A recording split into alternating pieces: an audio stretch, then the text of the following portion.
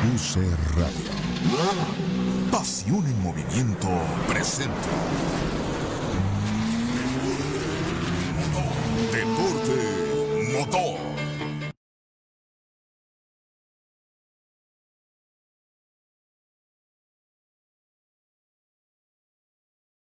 Rápidamente después del Gran Premio de la Gran Bretaña. Además, la IndyCar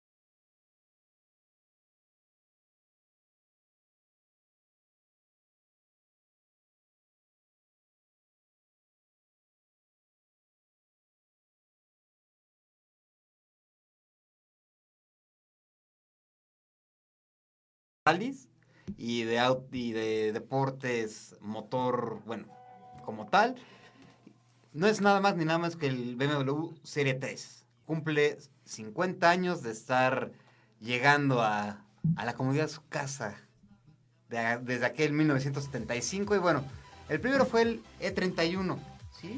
No, el E21, perdón, el E31 no, me van a matar los de BMW, pero es un vehículo que se convirtió en una parte para poder hacer los viajes más placenteros, aunque, como lo van a ver en las imágenes, no era nada confortable a lo que conocemos hoy al interior de un BMW, porque fue el primero de los coches que estaba enfocado hacia el piloto, o sea, no el disfrute de el acompañante, nada, o sea, fue el primero que puso la disposición, por ejemplo, del aire acondicionado enfocada hacia el piloto. ¿Para qué? Para que no se tuviera que estar estirando ni nada de eso. Sí, me van a decir, puta, es que está lo más austero del mundo, las manijas todavía manuales, el quemacocos de 2 posiciones que era jala y empuje. Era así más o menos para que se den una idea. Y no había automáticos. Todavía eran 5 al piso, con 3 pedales. La neta, era un coche bien divertido. Era un coche que pues apenas entregaba no más de 130 caballos de potencia. Entonces, para ese tiempo, 130 caballos era un demonio. Exacto. Y si les cuento que el tamaño de los rines era de 13 pulgadas, para que más o menos se vayan dando una idea de cómo ha ido evolucionando el coche y lo que en algún momento platicamos, mi Richard. El tamaño de los coches siempre ha ido increciendo, porque ahora ves unos rines de 13 pulgadas y dices, es un rin de una bici. No, y te atacas de la risa porque ya los coches no caen en los cajones de estacionamiento porque están pesados para coches de otras dimensiones. Sí, entonces aquí te vas dando cuenta que pues desde 1975 hasta 1982 pues, los motores de 4 cilindros siempre han prevalecido dentro de los autos de BMW en la serie 3. Que conforme han ido pasando las generaciones, pues sí, me van a decir, es que casi 10 años de que dura una generación, quiere decir que algo están haciendo muy bien dentro de la marca bávara para que sus coches no se vean viejos y durante 8, 10 o hasta 12 años lleguen a lograr verse actuales, deportivos y que a la misma vez puedas tener varias variaciones varias variantes, como el tener el coupé, el que es un deportivo, 2 puertas, el coupé, el touring, que es aquel coche tipo Guayín. O hasta el 4 puertas. El 4 puertas, el cabriolet o hasta el mismo M3, que es esta bestia que platicamos antes de entrar al aire, que es el mata gigantes. Coche que brutal, o sea, lo han puesto desde en 2 puertas, lo han pasado por 4 puertas, el touring, que es un coche que la verdad y personalmente es de los que más me pueden gustar a mí de producción, no solamente de BMW, sino de todas las marcas, porque es un vehículo más práctico que un SUV, pero tienes más espacio que un auto sedán. Además, crean bases que las plataformas por decir, de un modelo, te funciona es la plataforma de la siguiente generación. Es decir, no tienen que desarrollar nuevas plataformas, sino sobre la misma plataforma crean los nuevos modelos. Exacto, y han ido evolucionando para que, por ejemplo, la distancia de ejes, que es algo que muchas veces, igual y no lo tocamos mucho aquí, pero sería bueno platicar de la distribución de pesos y la distribución de frenados. Esa longitud en el eje puede llegar a ser lo que tú dices, Richard. O sea, dentro de las mismas plantas hay una historia que hay una pick-up M3. ¿Sí? Para hacer el tránsito de piezas y todo, para hacerlo pues más ágil, por decirlo de alguna manera. Para llevar piezas de una sección a otra. De una sección a otra, crearon su M3 pick-up. Entonces, es una historia chistosa de las plantas de BMW que tienen que, por ejemplo, ahorita el Serie 3 ya se produce en San Luis Potosí, que es una planta certificada desde hace ya algunos años, en donde se produce el Serie 2 y el Serie 3. Entonces, ahí es en donde te das cuenta de cómo ha ido permeando un vehículo o una versión que, pues, igual al principio pues, muchos dicen, híjole, es que un auto familiar, ¿como para qué? Si estamos acostumbrados a los americanos, estamos acostumbrados a vehículos tan diferentes, que cómo llegar un coche chiquito. Digamos que es un vehículo familiar con herencia deportiva. Exactamente. Por decirlo de alguna forma, ¿no? Sí, ¿no? Y que tienes toda la certeza de que no solamente te van a vender un vehículo, o no solamente vas a adquirir un vehículo que vas a tener la capacidad para meter a 4 personas, sino que vas a tener la capacidad de poder hacer un viaje más divertido si traes ese mood de hacer algo sport. ¿Por qué? Porque los coches están certificados y están avalados, por ejemplo, el M3, de poder ser un auto de pista. Ahora con las diferentes variantes que tiene la marca, como el CS o el CSL, que son, conforme las siglas, palabras más, palabras menos, es un auto deportivo y de bajo peso. Y por ejemplo, el M3 es muy ligero junto a los que le han venido siguiendo el M5 y el M6. Sí. Que por ejemplo esos modelos han sido muy exitosos en las carreras con los GTs y los turismo. Han sido muy exitosos. Sí, de hecho, el M3 debutó en el DTM por allá de los 80s.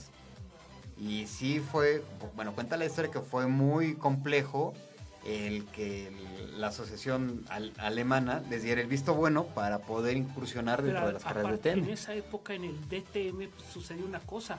Habían marcas que tú juras, ¿qué hace Alfa Romeo o Ford con el Mondeo? Con el Mondeo. Corriendo contra BMW, Mercedes, etcétera. Uh-huh. Era muy distinto el DTM de los años 80, totalmente distinto. Antes eran coches de calle, como originalmente había sido NASCAR, después se convirtieron en coches de tubos con fibra de carbono, uh-huh, y ahora ya son superautos. No, y aparte, bueno, para hacerlo más rápido, uh-huh, para el 2006, bueno, para la cuarta generación ya se habían vendido 3 millones de autos. Nada más. En 20 pelos de años. Uh-huh. Entonces, te das cuenta de cómo una simple variación hace que un vehículo se posicione dentro de la mente de unas personas. Por ejemplo, si les pregunto, ¿qué es lo más emblemático que se acuerdan de un Serie 3? El logotipo de M3 de la edición Motorsports. Ok. Sí, justamente porque es el departamento que desarrolla, pero a fin de cuentas es un auto muy cómodo, muy, muy cómodo. ¿Y si les digo los faros? Los dos redonditos al frente. Claro, los dos pares de faros, ¿no? Los que tienen al frente, sí, los ojitos de los faros. Y sobre todo porque la parrilla es característica de BMW, pero con ese auto como que se notó un poco más, ¿cómo decirlo? Como que se hizo más clásico ver ese tipo de parrilla con el par de dobles faros. Sí, el par de riñones con los 4 faritos, uh-huh, y hasta la fecha, si se fijan en un Serie 3, sigue siendo icónico, o sea, porque el Serie 5 o el 2 o el que ustedes me digan, uh-huh, solamente traen uno.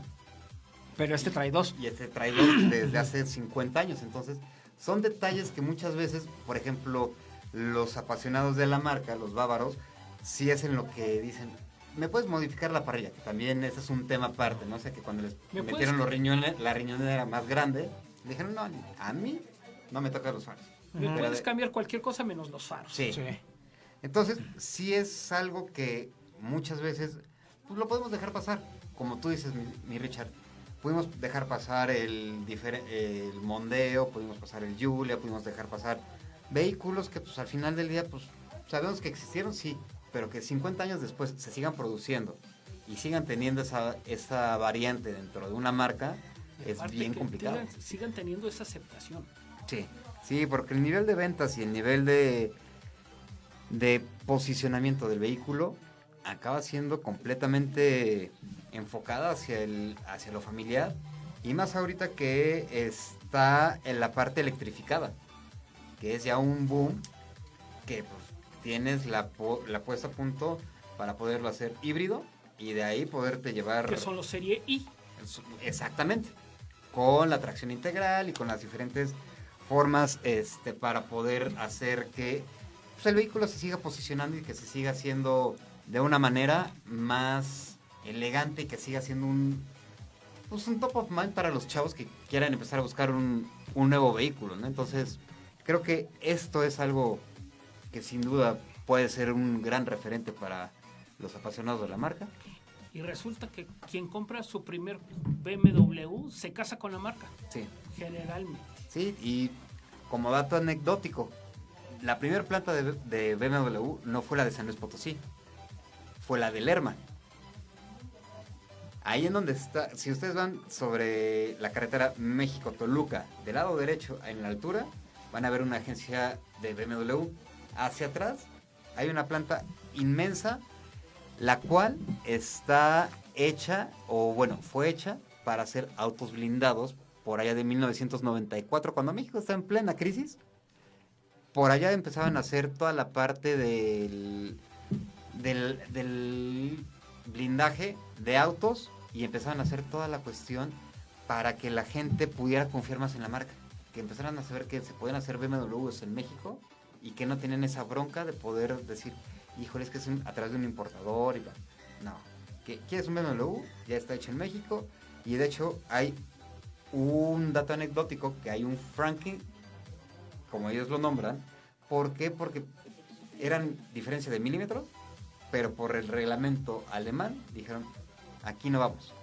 Este no sale a la venta, todo se lo queda la marca y la marca lo ha usado como vehículo mulita para llevar cosas dentro de las mismas distribuidoras o ahora está en San Luis Potosí como parte del museo y es una de las anécdotas chistosas Un coche que no pasó control de calidad. y para que nos demos cuenta de qué tan estricto puede ser un control de calidad de una marca para que un vehículo de esas características por un par de milímetros no pueda salir a la venta al público. Entonces, Además siendo alemanes. además siendo alemanes y además siendo una empresa que recién estaba llegando a México. Entonces, creo que esas situaciones hablan bien de cómo lo platicamos la semana pasada, de cómo una marca puede llegar a sentirse tan acogida por un país que no va a venir a hacer alguna cosa que le vaya a repercutir y vaya a hacer que a la larga ese pequeño defectito de un par de milímetros vaya a cambiar completamente la forma de visualizar y de aceptación de la misma. Aunque no afecte en tu manejo ni en nada. No, pero esa variación pues, al final puede causar no un accidente, pero sí una insatisfacción del cliente porque puede ser que se le meta más ruido al vehículo, puede ser que el desgaste de las llantas sea más prematuro, alguna cosa de esas sin llegar a poner en riesgo, pero qué tan meticuloso tiene que ser el control de calidad para que no haya problemas más adelante. Claro. Entonces, pero de hecho esta es la pequeña gran historia del Serie 3 y creo que pues, al final era como lo que platicamos antes de entrar al espacio aquí en cabina. Pues toda historia tiene un principio y un final y el final ya lo tenemos con Christian Horner. Ese fue el bombazo de la mañana, cara, y de esa que nadie la veía venir. No, que aparte te levantas y ves todas las redes sociales, ves todos los chats de amigos y todo, que dices, Bueno, a ver, espérense. Son las 6 de la mañana, me voy despertando. Denme 2 minutos para por lo menos quitarme la lagaña. Pero la cosa simpática es que hubo quien lo tomó como sorpresa y otro lo tomó como karma por N situaciones con lo que pasó con Checo, etcétera, algunos manejos del equipo, lo vieron como que le están cobrando la factura. Sí, ¿no? O sea, ahí es en donde yo creo que lo que platicamos hace ratito, ¿no? Puede ser que se la cobren, pero no siento yo que sea la forma, porque pocos, o más bien, muy pocos, pueden tener esa posición. Tú lo tuviste en los karts. Tú sabes cuál es la presión y cómo se va llevando todo ese sentimiento y cómo se tiene que ir llevando un equipo en el día a día. Pero pasa una cosa, no solo es el manejo del equipo en lo deportivo, sino también el manejo en lo administrativo, en lo tecnológico, en cuanto a medios, en lo financiero. Ahora el que va a llegar a sustituir a Horner, Loren Mekies, le va a costar trabajo llenar esos zapatitos, no está fácil. A ver, tú que conoces un poquito más, ¿de dónde sale Crank? No, Loren Mekies. Loren Mekies. Bueno, Loren Mekies originalmente se hizo con el equipo Arrows de Fórmula 1, cuando todavía el dueño era Tom Walkinshaw, el que hizo los prototipos de Jaguar, los moraditos de Silk Cut. Los enormes. Los enormes. Bueno, ese equipo Arrows era de Tom Walkinshaw. Después se pasó a trabajar con Giancarlo Minardi.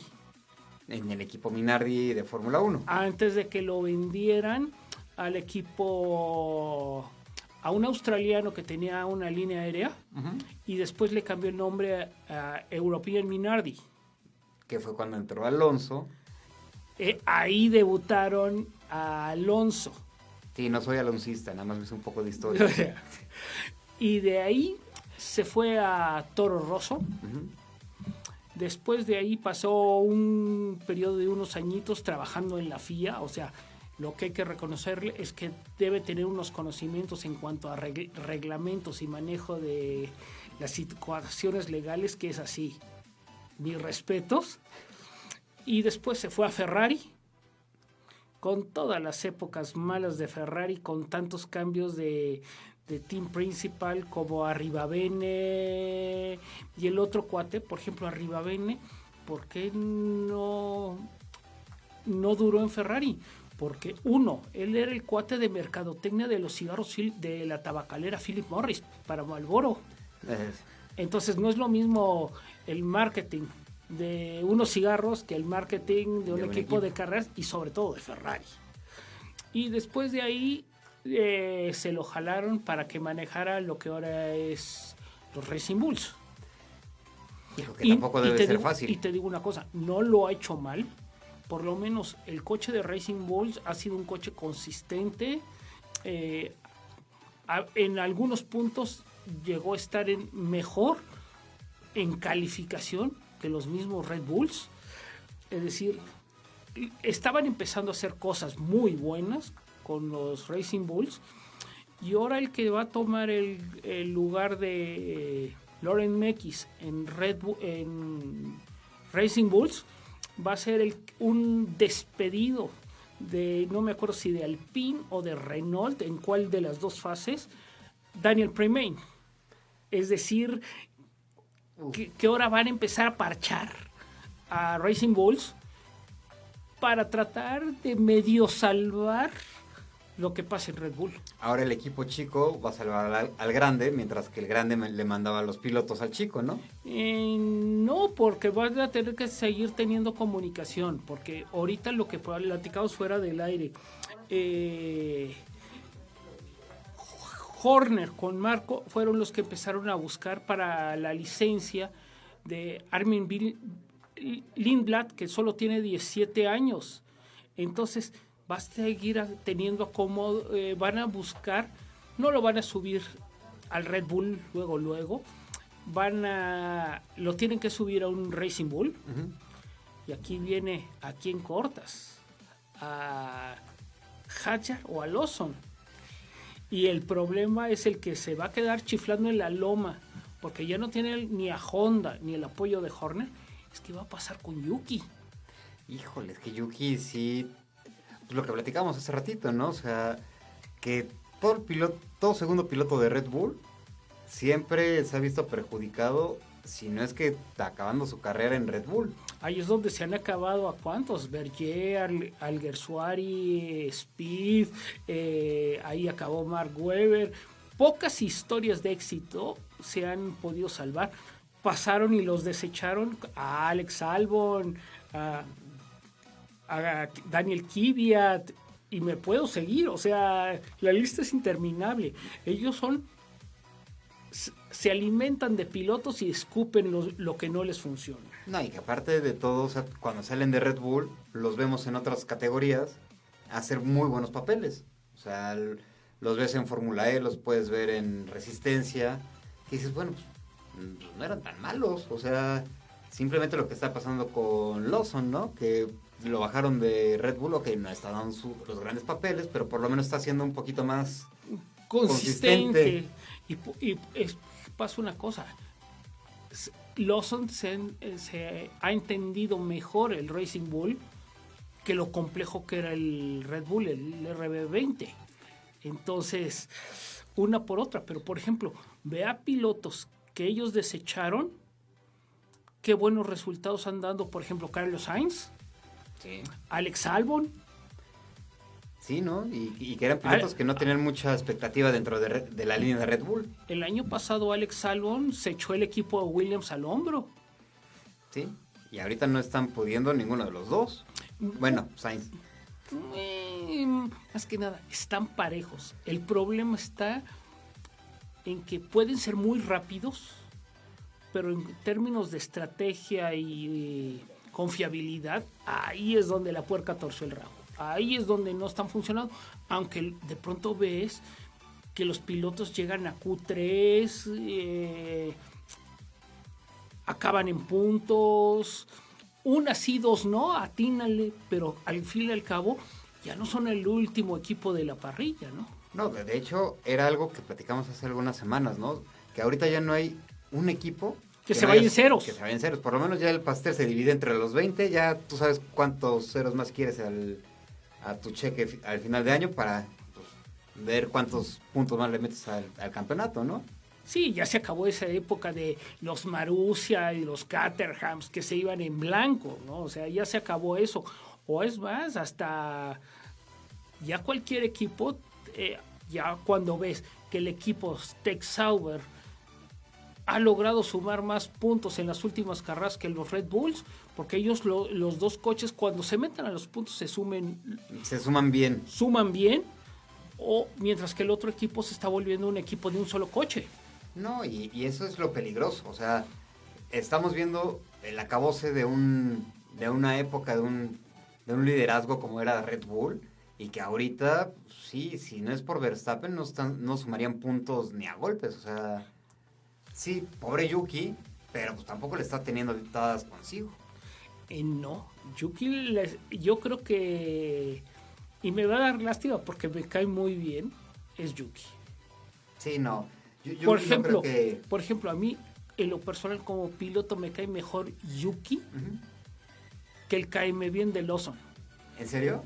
Por ejemplo, Lawson llegó que no iba a ser a mí y no venía a ser amigos, que venía a correr, que venía eso. Por esa falta de humildad, y por esos comentarios tan fuera de lugar y querer llegar a comerse el mundo a puño, pintándoles dedo a Checo, peleándose con Alonso. Honestamente, toda la parrilla no lo quiere. No, le da la vuelta, pero es lo que pasaba, por ejemplo, con Antonelli y Verstappen, ¿no? O sea, que es una historia completamente diferente. El chavo llegó a escuchar todo lo que pueda adaptarse o todo lo que pueda captar de su entorno. Tanto con Russell como con Verstappen, pero también está pasando una cosa. Los pilotos experimentados están siendo muy pacientes y tolerantes en el ayudar a los jóvenes, cómo están ayudando a un Bortoleto, a un Hadjar.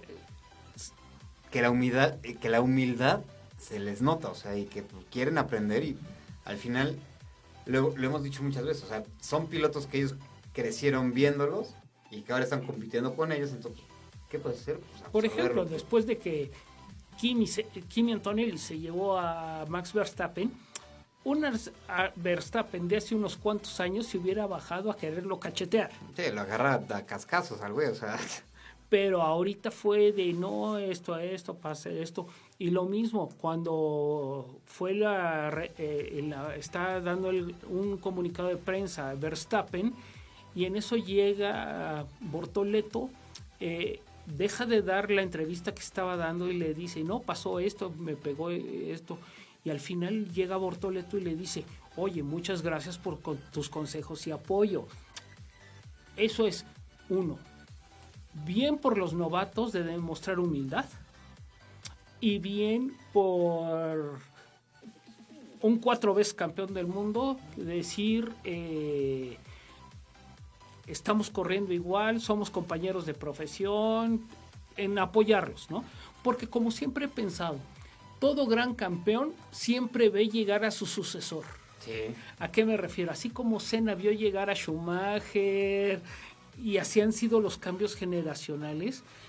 Ya, por ejemplo, Lewis Hamilton, Verstappen todavía le queda gas en el tanque, pero ya empiezan a ver que están llegando pilotos cada vez más jóvenes, muy competitivos, mejor preparados, y entonces, ¿en qué momento van a cederle la estafeta? No se sabe, pero es la parte más difícil del automovilismo, dejar cuando dices suficiente.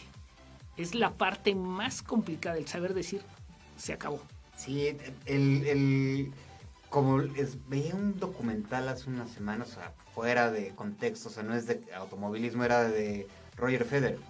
Decía, la parte más complicada para mí y la muerte de un deportista, más bien, un deportista tiene 2 muertes.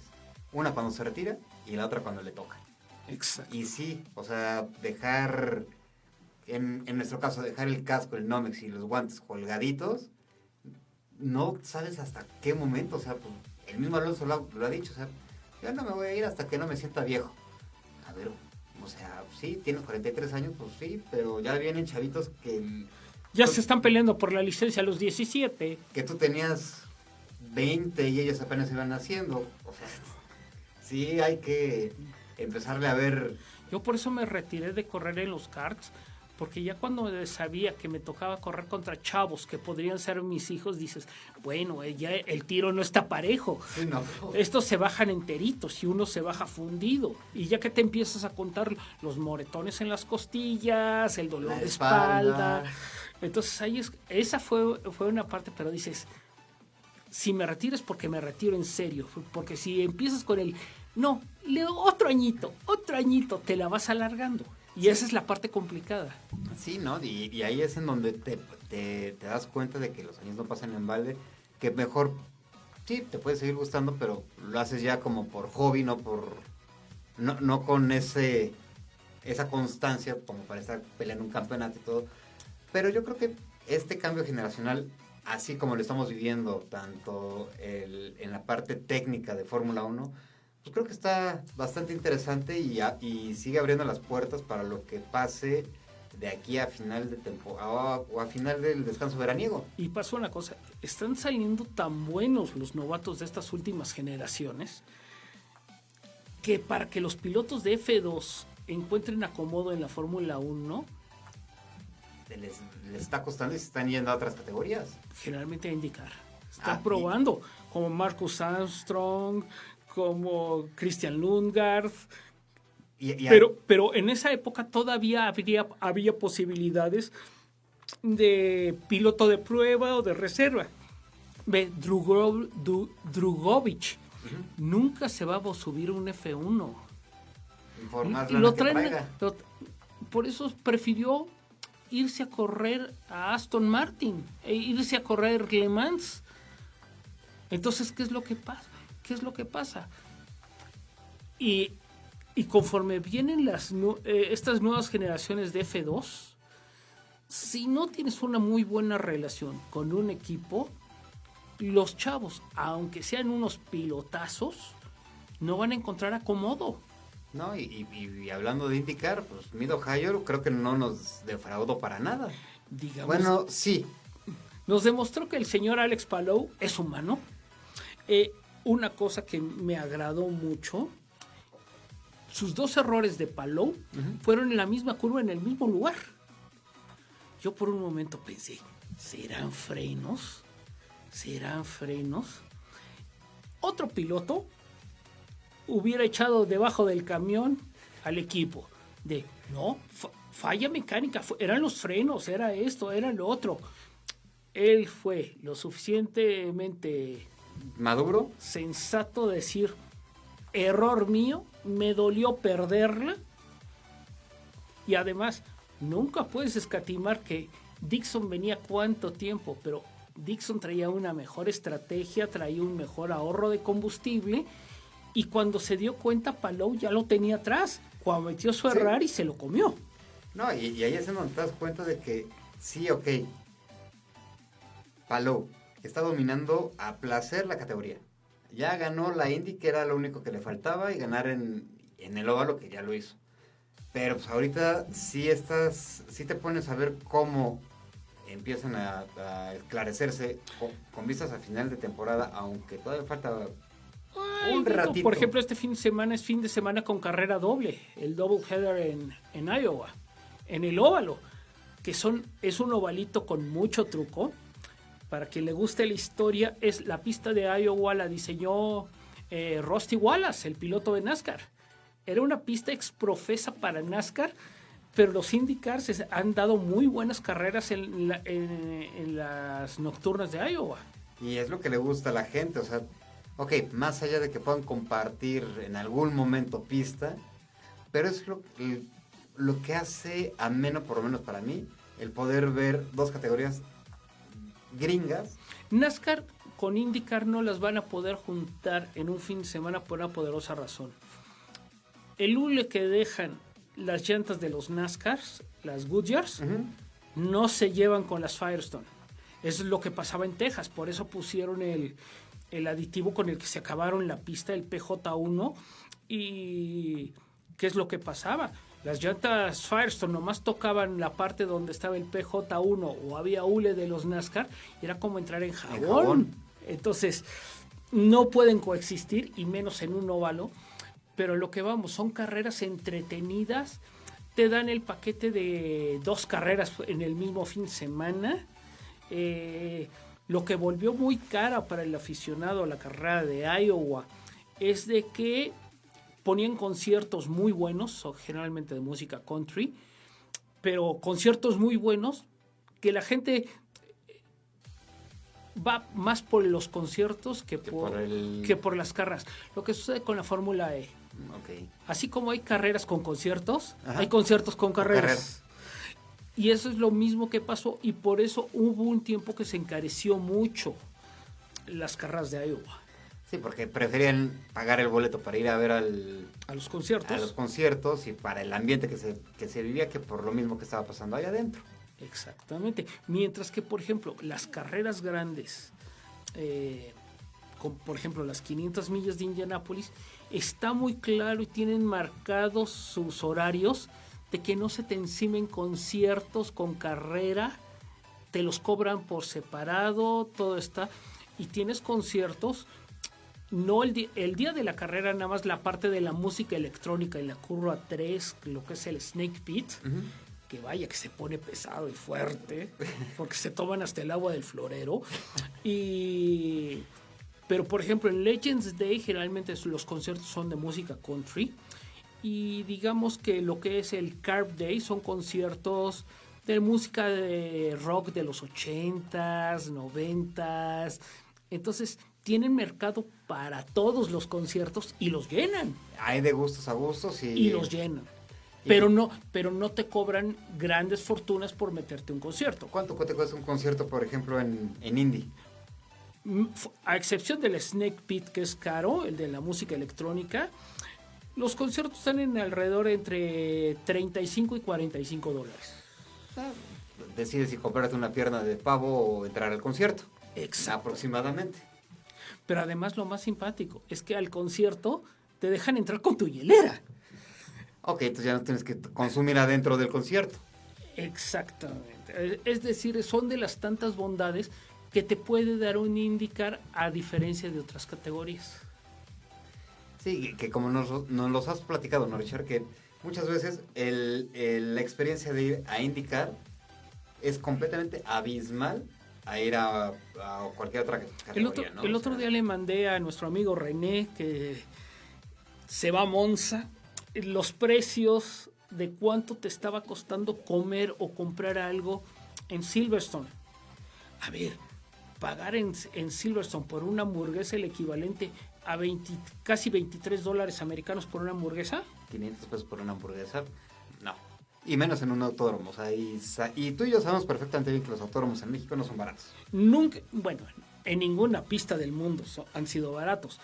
Pero cuando ves que las cervezas más o menos están igual en todos lados, en el rango entre los 8 y 11 dólares las cervezas, te sale más caro tomar botellas de agua que un refresco. O que un refresco. Haz de cuenta, una botella de agua te cuesta 7 y tu cerveza 8. Sí, pues por 20 pesos de diferencia, mejor me voy por a una chela. Por $1. Entonces, pero sí. O, por ejemplo, las gorras de IndyCar o de las 500 millas, las más caras son generalmente las de McLaren, que están en el rango de los 45 dólares. Y eso es porque ahorita tienen toda la mercadotecnia puesta en ellos, ¿no? Exacto. Pero hay, por ejemplo, series de gorras que te cuestan los mismos 45, pero son gorras que están numeradas. Gorra 1 de 500, 2 de 500, es decir, nadie va a tener tu misma gorra, porque están numeradas. Sí, es muy complicado que vuelvas a encontrar al 499. No hay, son series limitadas. Pero, por ejemplo, este año el promedio de las gorras estuvo entre los 35 y los 39 dólares. Okay. Lo mismo que en el rango de las playeras, entre 35 y 40. Pero, por ejemplo, los souvenirs de Fórmula 1, las gorras, que estamos hablando de 35, 40 dólares, gorras entre 65 y 120 dólares. Sí. O sea, las playeras entre 125 y 185 dólares. Te vas a comer mejor. Entonces, ya de una chamarras de 400 dólares. Es decir, es una aberración tener esos gastos. Sí. Y, por ejemplo, la gente, por llamarlo de una forma, por show, las pagan. Por la foto. Por la foto. Pero gastando inteligente... No, porque sabes que esas playeras o esas gorras se acaba la temporada y te las van a vender a mitad de precio. Y lo único que haces es traer la ropa de moda en el día del evento. Por ejemplo, ahorita está hicieron la presentación de toda la línea de los souvenirs que van a vender este año para Alex Palou como ganador de las 500. Las gorras están en 38, las playeras en 40 y los modelos a escala entre más o menos 75 dólares el 1.18. Que es el choncho. De los que vale la pena comprar. Sí, de los que dices, puta, ya no me quedan en la casa, pero a ver en dónde lo acomodo. Dímelo a mí. Ya lo sé. Entonces, no son los 1.64 de 10 dólares, ¿no? O sea... Sí, o sea, como dicen, cada quien se mata como quiere. O sea, por ejemplo, nos mandabas las fotos, ¿no? De cuánto te cuesta el bote de leche, que te cuesta 20 dólares. Creo. ¿Cuál? El de leche, el de la Indy. El galoncito. No, la botella de agua. Ajá. Ese de vidrio está el grande en 18 dólares, más o menos. O sea, me acuerdo que traje cuando fue ganador Marcus Ericsson y traje 2 que forrarlas y cargarlas porque el vidrio pesaba para un amigo y la mía. Ajá. Porque yo quería tener mi recuerdo de mi litro de leche. Y hubo un año que te ibas a comer al restaurante de Sarah Fisher allá de Main Street, lo que te enseñaba en las fotos. Ajá.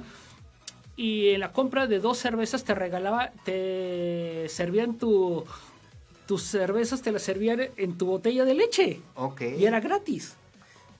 Pues ahorita ya vieron que sí vale la pena y jala gente o que hay público para ese tipo de souvenir. Pues, ¿para qué No, lo regalo? y te las venden chiquitas, grandes. Sí. Por ejemplo, el tamaño de las que yo traje es exactamente el mismo tamaño con el que utilizan los pilotos en Victory Lane.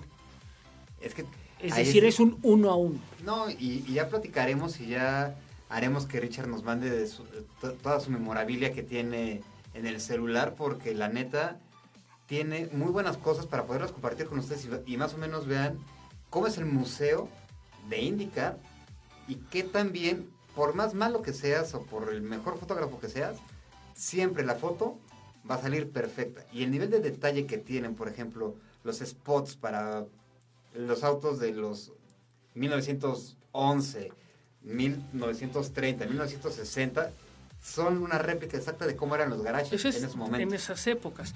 Lo que vamos a hacer es de que me den luego acceso a la página de UC Deporte Motor y se los comparto vía Facebook para que nuestros amigos vean lo que es una aventura por las 500 millas. Sí, ¿no? Y como hemos dicho y no nos vamos a cansar de repetir, o sea, la verdad, si quieren un día, y no es que les sobre, pero es uno de los viajes, por lo que cuenta Richard, mejor invertidos para los que realmente les apasiona las carreras, quieren conocer un poquito más de historia, o sea, porque Richard se avienta 10, 12 días en Indianápolis. Y no solamente es ir a meterse al óvalo de Indianápolis, te vas al museo, te vas a comer, te vas a los equipos, te vas a... Y más que nada, conocer la ciudad de Indianápolis, por ejemplo, como anécdota, está... ahí está las oficinas y el museo interactivo de la NCAA, todo el deporte colegial americano. Okay. Y tienen un museo interactivo bien bonito, junto a unos ritos que está en el mero centro. Y caminar por esa parte de Indianápolis es muy bonito, y aparte el ir localizando las calles cuando les cambian los nombres por los nombres de los pilotos que van a correr las 500. Decir, estuve en la calle del Pato Howard, estuve en la calle de Scott Dixon, estuve... De New Garden, o sea... Sí, entonces todo ese recorrido por el centro de la ciudad también es muy agradable. Todo es muy agradable también. No, pero es que son de las partes como lo que pasó en NASCAR este fin de semana, ¿no? O sea, al final creo que... A ver, NASCAR siempre va a ser NASCAR y nunca va a dejar, o nunca nos va a dejar sin tema. Bueno, NASCAR ahorita se está entrando en un debate muy complicado, porque los más puristas dicen que correr en circuitos callejeros y en circuitos permanentes, que eso no es NASCAR, no es la esencia de NASCAR. Y efectivamente, por ejemplo, antes las únicas carreras que tenías como circuitos permanentes eran Watkins Glen y la carrera de Sonoma.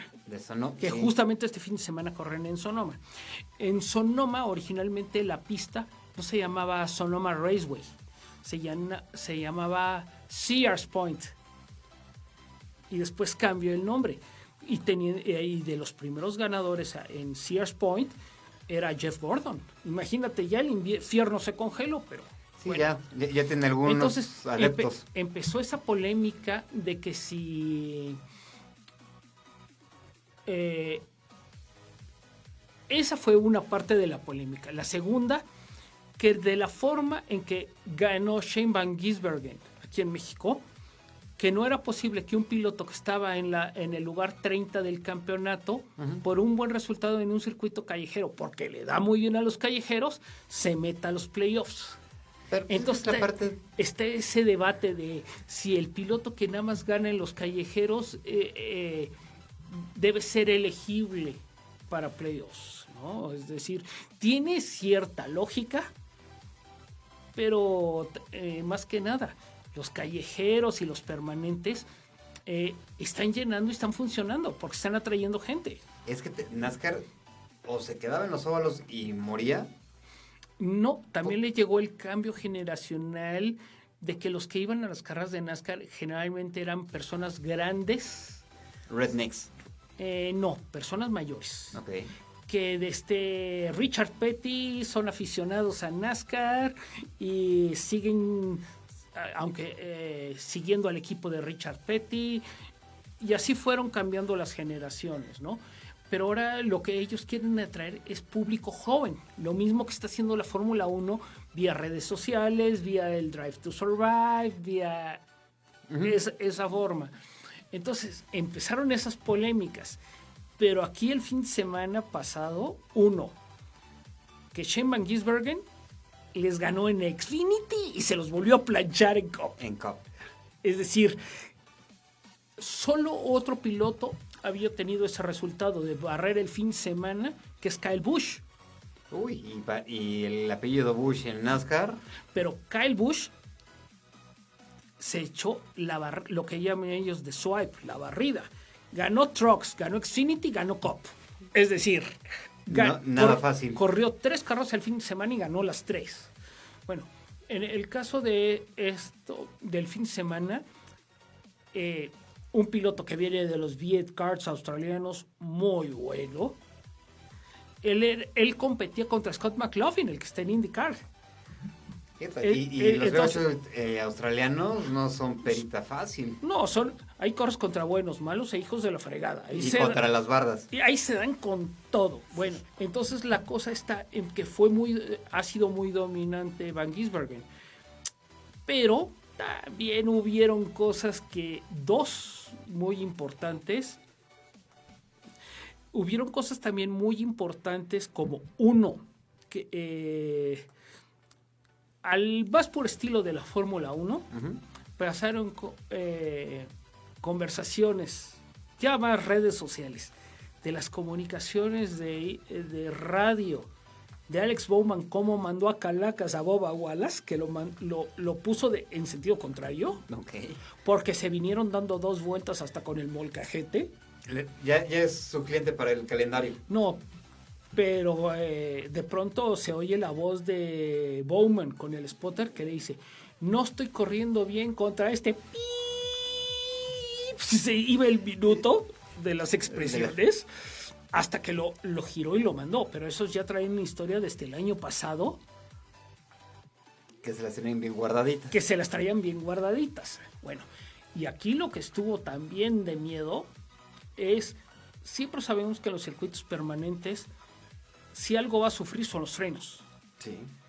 Imagínate que se te rompe un rotor de frenos viniendo a 95 millas y de frente contra las llantas.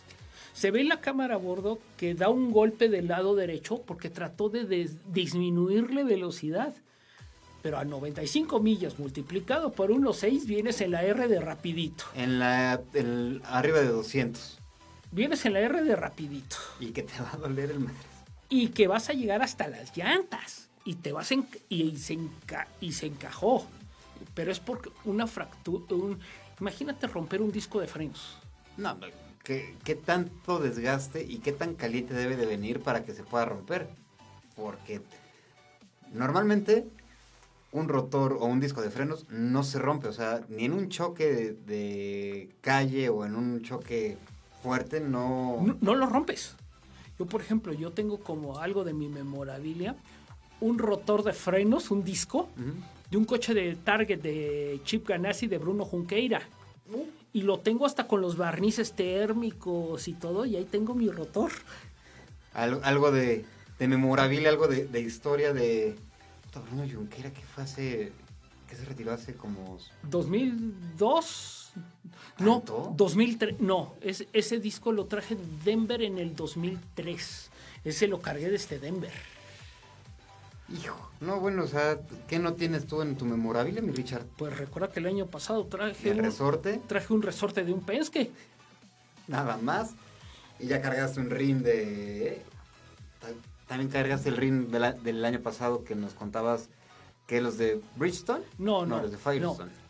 Ese ring con el que aparezco en fotos estaba en el donde montan todas las llantas, montan y balancean todas las llantas de IndyCar en las 500 millas, y uno de los técnicos de Firestone me dio el ring para que viera la colocación de los sensores donde checan ese sensor detecta pérdida de presión, subida de temperatura, etcétera. Me dice, ¿has visto dónde está la colocación de los sensores? No, me lo dio y me dio a cargar ese ring. Pero el ring era del coche de Scott Dixon, era uno de los juegos de rines del 6 veces campeón de la categoría. Hay nada más y nada menos. Ahora sí que puedo decir que tuve en las manos El ring ganador. el ring de un coche, de un 6 veces campeón de la categoría, ¿no? No, y es que... Y por ejemplo, eso es lo que pasa en IndyCar. La gente puede ser tan accesible que llegas a Firestone, te explican, te enseñan los rines, te enseñan cómo balancean las llantas. Porque mi pregunta inicial cuando estaba ahí era, oye, veo que el plomo, la cinta que le ponen al plomo para el balanceo estático, ¿cómo aguanta tanta temperatura? Me dice, no, la cinta es el protector. El plomo, lo que tú sería tu contrapeso en tu ring de calle, es flexible.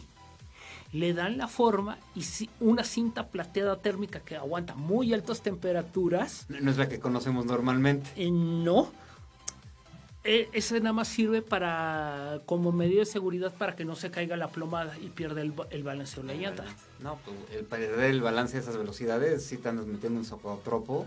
Entonces, de esas cosas que cuando te encuentras esa gente y que te explica, te ayuda y que hasta sacó un cacho, mira, ves flexible y todo eso, dices... Para la suerte que tienes, antes no te regalaron un cachito.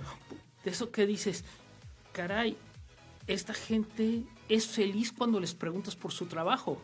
No, y lo que muchas veces nos platicabas, ¿no? Esta última ocasión que fuiste, que al final te das cuenta de que son personas hechas para el espectador. Son personas que están tiradas para adelante para cuando tú llegas y les preguntas por cualquier cosa, que notan cierto interés y que no solamente es de morbo, de a ver qué pasó aquí, ¿no? O sea, sino que realmente llegas y haces preguntas. No, me tocó un año que estaba, antes de que falleciera Brian Clauson, que venía caminando por pit lane y llegó y estaba el que estaba checando las presiones para las llantas, para el bubble, para el bump day. Okay. Y llegué y le digo, me le quedo viendo y me dice, no es normal que estemos en esta situación. En la mañana éramos 4 millas más rápida y ahorita estamos en el bump day, estamos a punto de que nos echen. Entonces, cuando ves al mecánico que te trabaja, etcétera, por ejemplo, este año nos tocó con el cuate que estaba preparando las llantas del coche de Conor Daly. Y así platicando y todo, y al final, oye, ¿cuál sería para ustedes un muy buen resultado? Mira, calificamos 8º, con que acabe nuestro coche en la misma posición que arranquemos, para nosotros es un buen resultado. Entonces son gente muy abierta a platicar, etcétera, y la pasas muy bien, ¿no? Es decir... No, y son cosas que te das cuenta y que no me los vas a dejar mentir. Después de 10 años de ir consecutivamente, pues ya estás calado y preparado para cualquier situación que te puedan presentar enfrente. Más que nada es de tratar de aprovechar las circunstancias que se te dan, ¿no? Sí, exacto. Entonces, así como aprovechar las circunstancias que se nos dieron. Y es disfrutar los días que estés en el Indianapolis Motor Speedway. Sí, no. El chiste es disfrutarlo. Recuerden, este fin de semana tenemos doble en Iowa.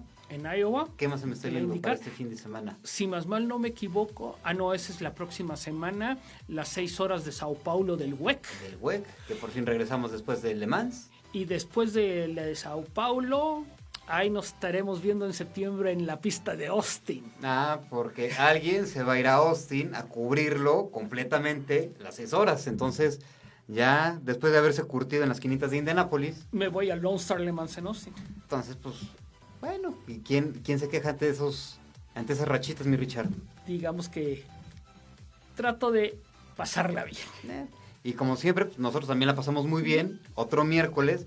Richard, te agradecemos muchísimo. Y en nombre de Sam Reyes, pues, que se tuvo que ahuecar el ala rápidamente, pues, te agradecemos otro miércoles y pues, nos vemos aquí el próximo. Y seguiremos platicando de qué nos dejó Iowa, qué nos deja en la NASCAR Sonoma, más lo que se acumule con el chisme Horner. Sí, entonces pues estén pendientes, nos vemos el próximo miércoles. Les agradecemos a toda la Universidad de la Comunicación por otro miércoles más en un horario divertido, que si les gusta, pues pónganlo para que el Produ los lea y a ver si nos cambia de horario.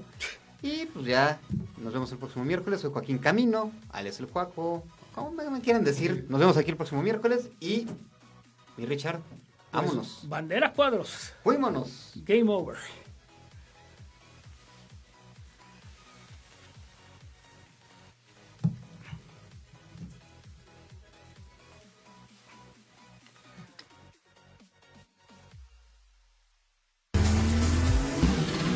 Velocidad extrema. UC Radio. Deporte